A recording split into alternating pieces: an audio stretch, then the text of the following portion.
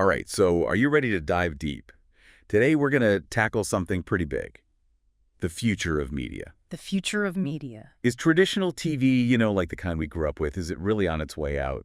With all the streaming and everybody's always on their phones. Yeah, well, the landscape's definitely changing, that's for sure. Yeah. I mean, think about it. Cable used to be, like, the dominant force. Totally. And now, in 2023 alone, a crazy 35.9% of U.S. households ditched cable altogether. Cut the cord. Yeah, cut the cord. That's a huge shift, like a really clear sign that things are evolving. Absolutely. It's like everybody's all about these streaming services now. Right. But is this really like the death of TV as we know it? Mm-hmm. Or is it, just kind of transforming into something new? That's the big question, isn't it? It really makes you think, what even is TV these days? Right. Is it still that box in your living room?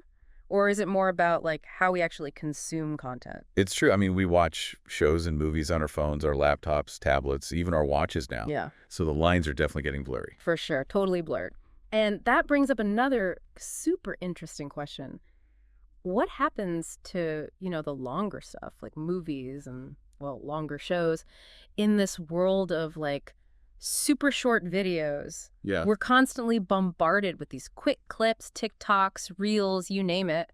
Content under 60 seconds, it's everywhere. It really is. And it's not even just random clips anymore either. Yeah. It's like people are using those short formats to tell stories, make art even.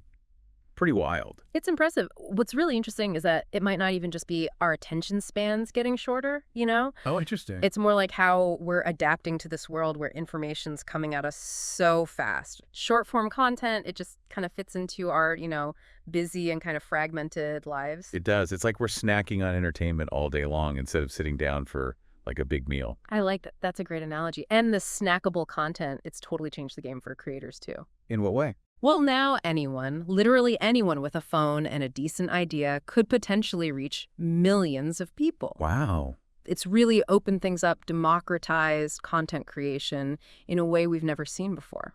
That's amazing. Okay, so we've got this shift away from traditional TV, the rise of all this short-form content. It makes me think about this other trend I've been hearing about, new cinema. Oh, absolutely. New cinema, it's basically this wave of filmmaking that's being powered by, all these digital platforms. Yeah. It's giving a voice and a platform to filmmakers and stories that those big traditional studios might have, just completely overlooked. Interesting. Independent films, documentaries, international cinema, they're all finding new audiences through these streaming services. So it's almost like a renaissance of storytelling then. You could definitely say that. And it's really exciting to see all these different voices, perspectives finally getting that, global recognition. Yeah. It's changing the types of stories being told and who gets to tell them, which is huge. It is huge. And speaking of global, it feels like all these changes we've been talking about, they're not just happening in one place. They're right. They're not. It's a worldwide phenomenon, this media evolution. Yeah. Streaming services, they're going international, expanding like crazy. And that has massive implications for the kinds of content being made and watched, like everywhere. So it's not just like exporting American shows and movies to the rest of the world. It's more about actually investing in local productions, catering to all these different cultural tastes. Exactly. It's about recognizing the power of local stories and talent. And if we really connect this to the bigger picture, we start to see that even economic and geopolitical factors are playing a role.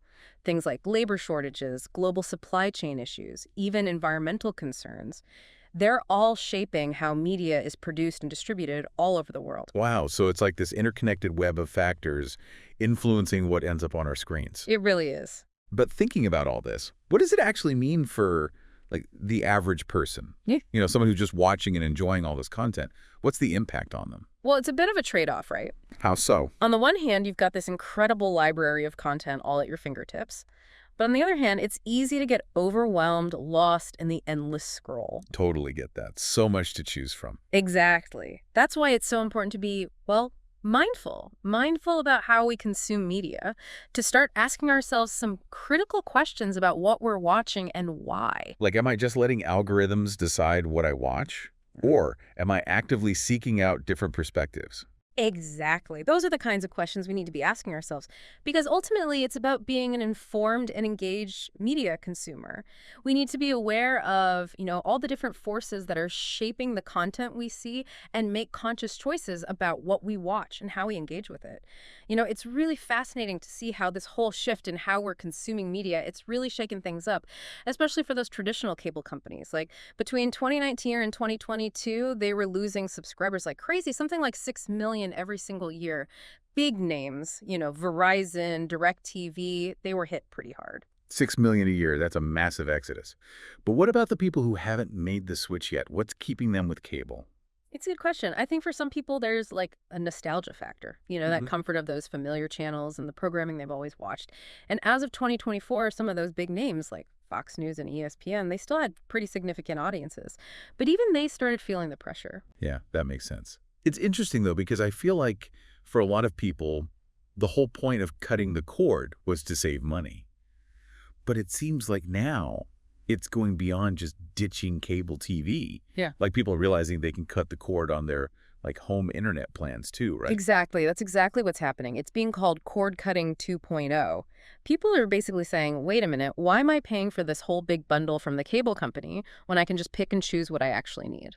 So they're ditching those expensive bundled packages and looking at alternatives for their internet, things like 5G and fiber optic services. Yeah, it's like, why pay for a landline when you just use your cell phone? Exactly. Makes total sense. Hmm. But this whole shift away from these traditional cable and internet bundles, it has to be impacting the media industry as a whole, right? Absolutely. It's Yeah. totally disrupted like everything. Traditional revenue models are being thrown out the window and everyone's scrambling to figure out how to adapt. It's like the Wild West out there. Everyone's fighting for their slice of the streaming pie. And then you've got, short form content coming in and throwing another wrench in the works, especially when it comes to advertising. Yeah, you can't scroll through any social media these days without seeing ads on TikTok Mhm. or Reels.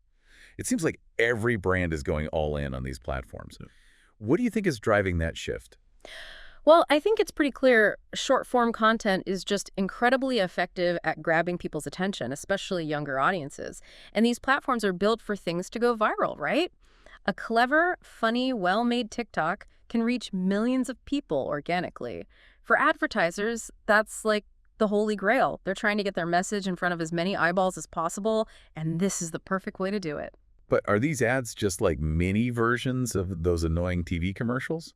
Or are brands getting more creative with how they're approaching these platforms? I think it's definitely a different game. Brands are really trying to use humor, music, and challenges to connect with audiences in a more authentic way. Think about those sponsored dance trends on TikTok, for example. It's less about interrupting the experience and more about becoming part of the conversation, almost blending in. So it's not just about shoving a product in people's faces. It's about actually making content that people want to watch, Yeah, even if it is sponsored. exactly. It has to feel native to the platform. Okay, so let's kind of switch gears a bit and circle back to new cinema. Remember, we were talking about how these digital platforms are really leveling the playing field for filmmakers. Well, it's not just about giving them a platform to reach a wider audience, it's also changing the types of stories that are being told. It's like all the old gatekeepers are gone, and there's this explosion of creativity happening. What kind of trends are you seeing in new cinema specifically? We're seeing a lot of experimentation with formats and genres. Documentaries are huge right now, and international films and series are gaining massive popularity. And there's a growing appetite for like really niche content that caters to super specific interests. Like if you're into, I don't know, underwater basket weaving, there's probably a whole community and content dedicated to that somewhere online. That's amazing. So there's something for everyone out there. Absolutely. It's like that long tail of entertainment where even the most specific kind of obscure interest can find its audience. But it's not just about the content itself, it's also about how it's being produced. What do you mean by that? Well, these digital platforms are allowing filmmakers to produce some really high quality content, but on much smaller budgets. They're fostering collaboration and innovation, connecting creators from all over the world. You could have a filmmaker in Nigeria collaborating with an animator in Japan, and their work can be seen by millions instantly. That's incredible. It really shows how technology can break down barriers and bring people together. But with all this talk about digital disruption, are there any lessons that those traditional media companies can learn from these new platforms?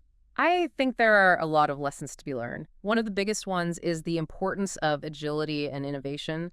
The streaming services, they've shown they're willing to experiment, take risks, adapt quickly to how consumer behavior is changing. They're always iterating, looking for ways to improve the user experience. That's something the traditional media companies could definitely learn from. So it's not about fighting the future, it's about adapting to it and maybe even embracing it. Exactly. And it's not just about technology either. It's about the content itself. Streaming services have proven that there's a huge demand for diverse, high-quality content that caters to specific interests.